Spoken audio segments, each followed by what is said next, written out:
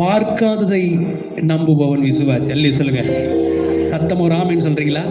காணப்படாத, பார்க்காத, கண்களுக்கு தெரியாத தேவனுடைய நன்மைகளை விசுவாசிப்பவன்.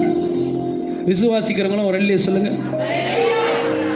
சரி, இப்போ நான் உங்களை பார்த்து கேட்குறேன், நல்லா கவனிங்க. விசுவாசம்னா பார்க்காததை நம்புவது. எல்லாரும் சொல்லுங்க, விசுவாசம் என்னது? சரி, எத்தனை பேருக்கு நான் இங்கே நின்று பிரசங்கம் பண்ணுறேன்னு விசுவாசிக்கிறீங்க? கையை உயர்த்தி ஒரு ஆமேன்னு சொல்லுங்க.